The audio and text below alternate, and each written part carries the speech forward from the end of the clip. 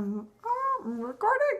Okay, this is why I haven't gone live very much, because I just know I'd forget what I was going to say.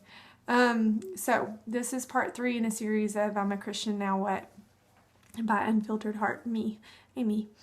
So I want to also encourage you. The first one is about your relationship with Jesus and getting to know him in his word and in worship. And then the second one is about getting to know people, okay, and seeking out a church that's healthy. The other one's going to be lifestyle, which is this one. I got an itch, sorry. Okay, so lifestyle. Now, here's the amazing thing about God, is that he loves you and created you and meets you where you're at. Okay? He meets you where you're at. He doesn't expect that we become these perfect beings that then worship him and that then can follow him because all of a sudden we're good. That's not how it works. Okay? So just debunk that myth right now in your brain that like you can't serve him because you're not all in.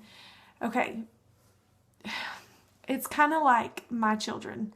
I'm going to love them no matter what. I'm still going to love them when they disobey me.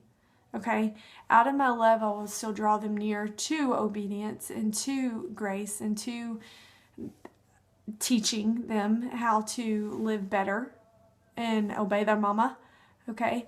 The same way, sorry for being all dork, but in the same way, God, he loves us, and he's not going to be like, he's not a conditional God that only loves you when you obey. He loves you no matter what. And that is the height and the depth and the width of the love of Christ. That's why Jesus died, out of love. Okay? And so sometimes we think we have to be perfect, and you don't. He loves you. He's grace, and he loves you in that grace. Now, does that grace mean go and be crazy and wild and don't glorify him because he's going to forgive you tomorrow? No. The Bible does not say he gives you a license. He gives you free will because he doesn't want robots. But he doesn't give us a license. You know, we don't take a test and then, okay, we can drive and be wild now. If you get that thing I'm trying to connect to this. Do you understand what I'm trying to say? It's not a license to sin, okay? I'm trying to be funny if you didn't figure that out. Okay. Anyway, I just can't emphasize that. You know, it's not a license to sin. So don't take my words and run with them that way, because that's not what I'm saying at all. He loves us so much in his grace that he is a good father, like the perfect example of a good father. And so he's still going to love you no matter what. Now, that all being said, I think I emphasized that point enough, okay? We're his children. He loves us. You don't have to be perfect, but he is not going to leave you the way you are, okay? Our sin can stink, and it makes us stink, okay? It makes our clothes stink, makes our hair stink, makes everything about us stink when we're in the middle of sin.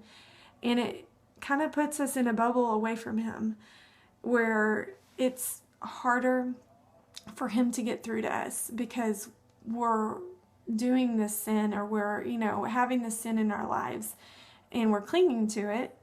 And we know we're God's child, but we're kind of like, well, I want to do this right now. But that's not a healthy way to live.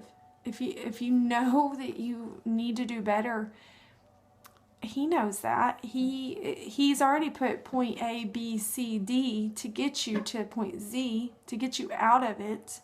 Okay, there's no temptation greater than what you can bear. You've been given everything for life and godliness for those who believe.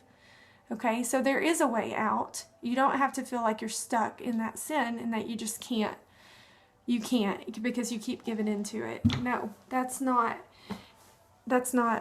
God's love and grace either. And so I just encourage you to have faith in who he's calling you to be, and that little by little he's going to stretch you and grow you. Maybe it's immediate, maybe it's amazing, and it just happens all at once. That's awesome, okay? But a lot of times it's gradual, even like purging our hearts and just and taking things away, you know. So I just encourage you in that, and I encourage you not to hold that back from God, and to trust Him when He's saying, give me this area. You haven't given me this area yet. Well, give it to Him, because He has a reason. And just like my child, if I was trying to take his broken toy, and maybe it's because I have a better toy for him, or I can fix it and make it the great toy it was.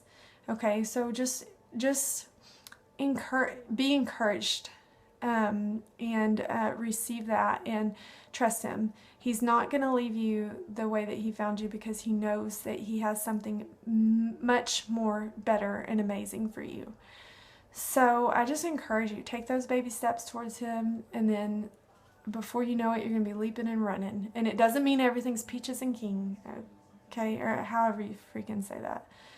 My husband makes fun of me all the time because I say things wrong, okay? But anyway, so I just release you in Jesus' name and encourage you in that to give Him those areas and let Him help you. And the more you're in your Word, the more you're going to a godly Christian church that's uplifting, healthy church, and the more you're in worship with Him, the more He's going to lead you to these things. So just keep loving Him and know that He loves you no matter what. And there's nothing you can do to make Him love you more than He already does. He loves you so much. So anyway, He's providing that way for you. So I think that wraps up what I'm trying to say. But I just believe that'll speak to you in Jesus' name. Bless you. Thank you. Goofball Amy out. It's really unfiltered heart, but Amy out, unfiltered heart out. Okay.